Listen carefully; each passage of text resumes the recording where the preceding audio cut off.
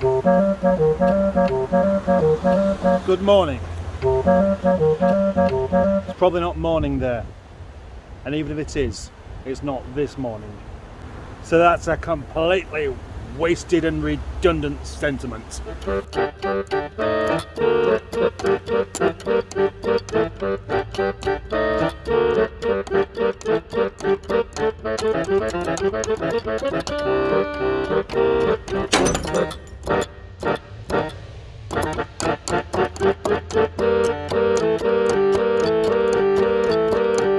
Hello, let's start again. Hi, my name is Toby Cheeseburger and this car is called Rhiannon. I've got a feeling this is going to be one of those days where I keep slipping into rather terrible and unnecessary accents. Yesterday I completed the head gasket on this particular car and it wouldn't start.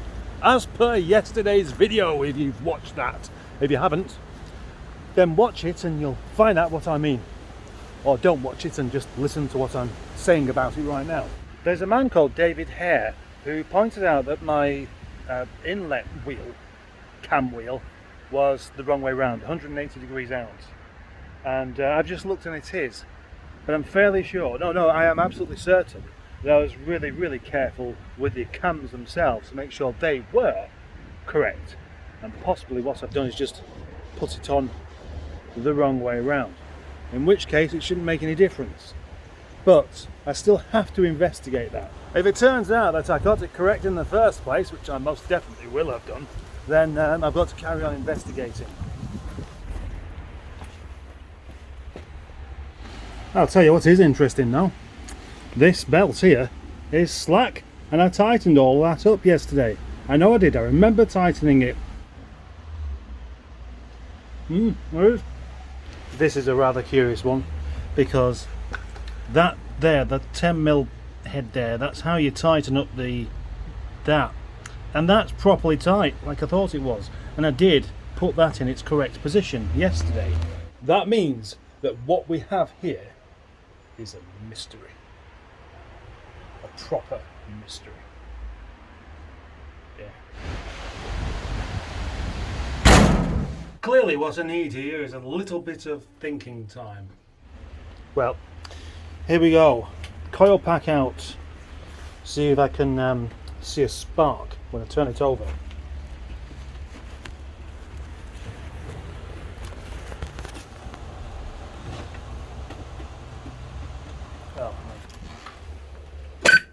Oh. Try that again.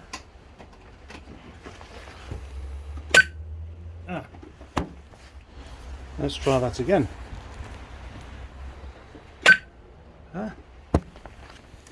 That's very strange, that is.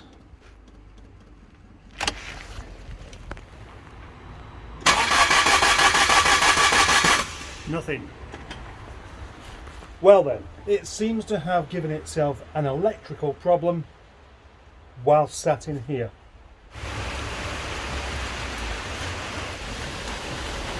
Well, it's not that inertia switch, so the only thing it could be is the crank sensor. Suddenly decided it doesn't want to work any longer. It could be a bit of a wild goose chase this, but I'm going to have to go on the hunt for a crank sensor. And the crank sensor, you can see if you look in the right place, there, that thing. Can you see it? It's got my thumb on it. It's in a slightly awkward place. Well, this is pleasant. Deep down in the dungeon where the water flows straight in. Oh, just bang my head on that. And how far it's going today. As you can see, the lighting is atrocious in here too. I do need to come in here to see if I have another electric motor for the fan. But of course that's relatively insignificant at the moment whilst this thing's not starting. And the only thing I can think of is going to be that crank sensor. As unlikely as it sounds, these things can just suddenly change their mind about working. So I've got to give it a go. Whilst I'm down here, I may as well offer some wiper linkages. or some Rover 75 latches, or possibly a steering column. There's a whole load of stuff in here that you probably don't want. Maybe you'd like a rear light cluster, or a box, or a speedo, or a steering rack, or a spring, or a lemon green wing. You probably think I know exactly where everything is. Well, I don't. It's time for another big clear up. You know what, every time I come down here I end up thinking exactly the same thing. I think I'm going to spend a week just organising stuff down here, and I just don't get around to it. It might be worthwhile mentioning that I have some head gaskets here, brand new for Montegos and Maestros. 1600 and 2 litre, but nothing for the K series. This is a replacement crank sensor for the car, and this is the same replacement crank sensor playing a D flat. That's not how you test whether it works. You'd need an A flat for that. And now I've got to delve into the dark to see if I can remove this crank sensor just under there and then replace it. Sounds easy enough, and it is, except for one thing. Probably getting that 8mm bolt back in the hole whilst you know, having your fingers pressed together like that. And it's out. There it is. That is the crank sensor. And I don't know whether this works or not. We'll soon find out whether the other one does. So now the question is, will I have fun fitting this, or will it just go straight into place? I'm going to take myself a moment or two, because it won't go in the hole. And it is the right size. I thought it might struggle to go in because it didn't want to come out very easily, and so just stop for a minute. It's a better solution than shouting or swearing. Then again, shouting, swearing, getting annoyed isn't actually a solution at all.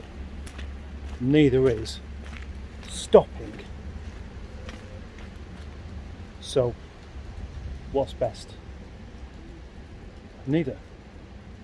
Best thing's to carry on. It seems quite funny actually that it has a little 7mm headed bolt in there to hold it in place when there's no chance of it coming out anyway. Perhaps I need to clean the hole. No need to dash. Not a good idea. Should never rush these things. The best thing I can do right now is, well, make myself a cup of tea. And I have two good reasons for this. One is that it's nice to remain calm as you do a job like this when it gets frustrated. And the other is I burst my tea bag. Right, now here's a little guessing game. I'm going to put my phone on charge, and it is currently at 34%. So, would you like to guess what percentage it is when I finish getting this crank sensor in? I'm going to go for 52. Oh, bearing in mind this is a very fast charger. 61%. But that's not entirely correct because I've just been talking to the chap next door. Oh yeah, the more relevant thing is that it's still not working. Oh yes, I am a clot. Turns out it has got to spark, and I've just taken a plug out to see if there's any petrol on the end of that plug, and there is. Right, well, I've taken the rocker cover back off, and I'm about to call myself an incompetent clown. Yes, I am. Turning this into a bit of an episode now, actually. You'll see why in a minute.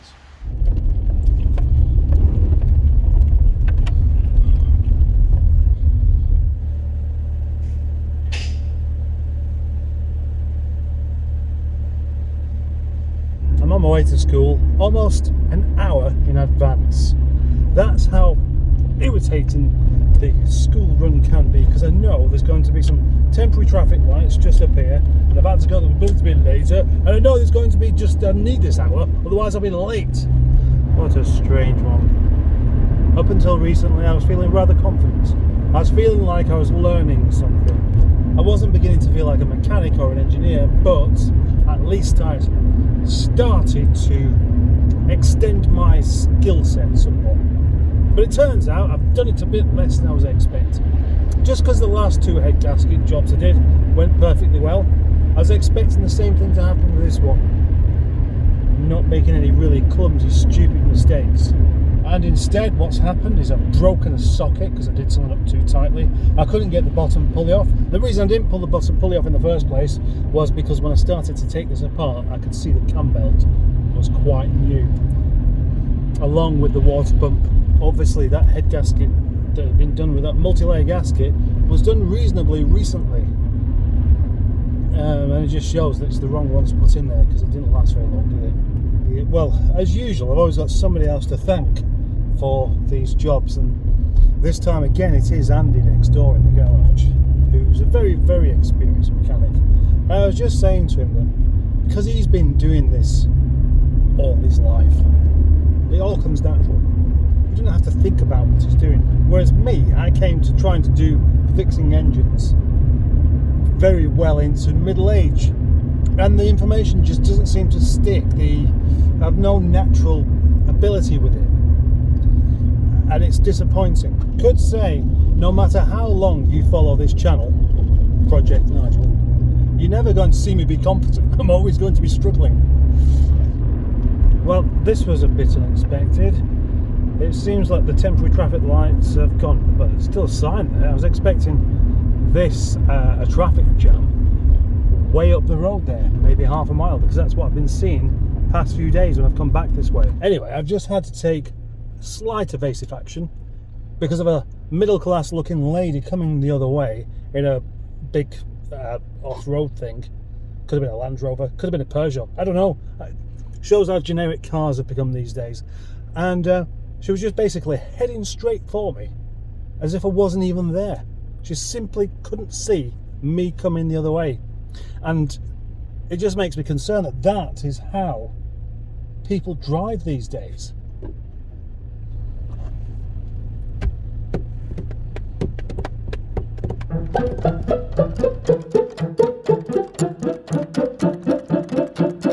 The saga continues today on Saturday, where I do believe I may have had the timing set up wrong. Do you know, I think the thing is, I started off thinking it was quite a simple, straightforward thing, and it is. It's just that I thought it was more simple than what it turns out to be. So this time I am starting with the bottom pulley there, and I've marked the 2 places where they're supposed to line up. They already have markings on them, but they're a bit difficult to see in the dark, and dark is definitely what I have here.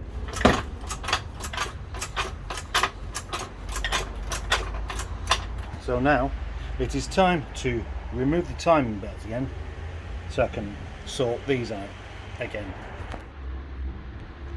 Look, I've put that in there into the head. It's not a permanent thing, but it is to lock the cams while I undo this. There we go. I've just knocked that off and put it back on where it should be. Wait now. Oh, hang on. Oh no, it is.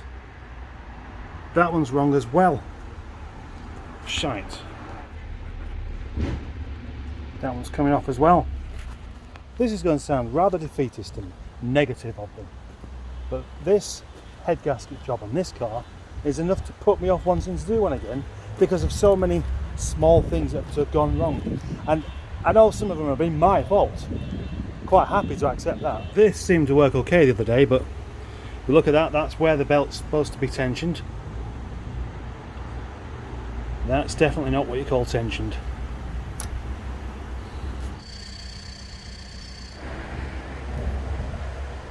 Well, I was just about to turn this engine over just to make sure it's all okay, and look, it's somehow managed to go out of time all by itself. That's after I put the belt on, time the cams up and everything. That's actually quite disappointing. Pulling on that belt there seemed to be just about enough to actually move the pulley itself, and that would have knocked it possibly a tooth out. And I think I have done this before, but not on one of these, but on the M series. M series that I used to have, I did the timing on that, and then it just didn't run properly. So, just got to do it again, basically.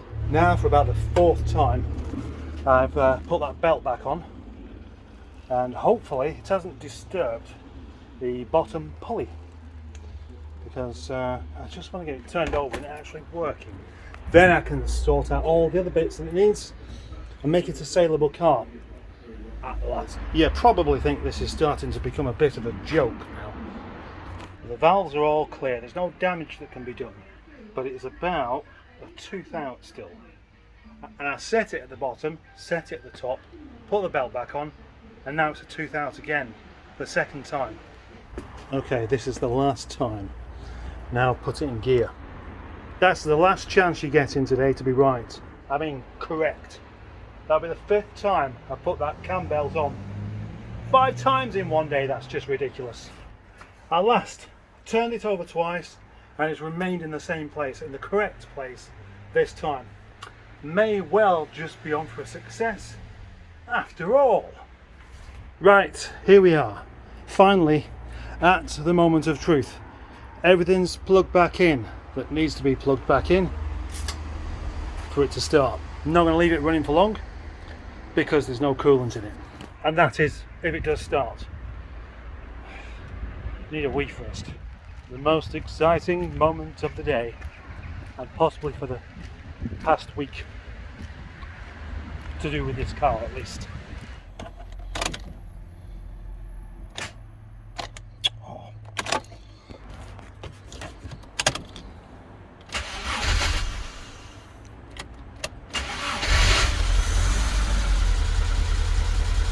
Yes.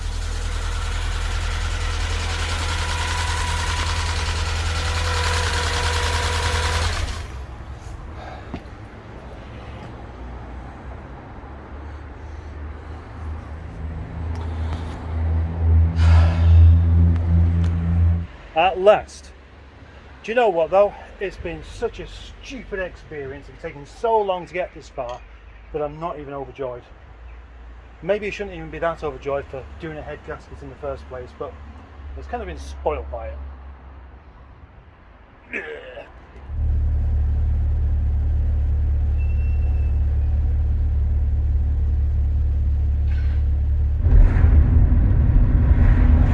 The solution was figured out. The solution, the conclusion, the conclusive solution of the inevitable problem. Whilst making these videos, I always kind of show myself up to be some sort of complete useless tool, and in actual fact, well, I am, but also using the powers of lateral thinking, I sometimes come up with a solution as well. Now apparently some of these bottom ends can do that a bit when they're on around the 80,000 miles, 100,000 miles. The pistons become much looser, and that means that, doesn't mean there's smoke, it means they run perfectly, but they're free to move up and down a bit more easily, so I'm told. And that means that the bottom end will move a bit more easily, even with a belt like I've just found. So what I did is I set the timing up incorrectly on the bottom. Top half was correct, bottom half was a tooth out, and then when I put it all back together again, it fixed itself. Yes. The only thing is, I can't remember whether that was my idea or Senior Mustard's idea or Craig's, but whatever the case, all's well that ends well, as they say. The last time I did a head gasket, I remember thinking to myself, I'm looking forward to doing another one of these now. And now, well, I've done that, but I've still got a few bits to put back together again, so definitely tomorrow's episode isn't going to be about that, because if you've had enough of this, I don't blame you. But I am looking forward to doing another one, because of having another problem to deal with. It means that I just know better on how to deal with it and what to look out for. And experience You know, I've put that cam belt on about 6 times today, so now I am quite good at putting a cam belt on. That's one thing. Anyway, for now, thank you very much. Thank you for watching. Thank you for subscribing. And if you haven't, please do so. Bye. What have we got over there?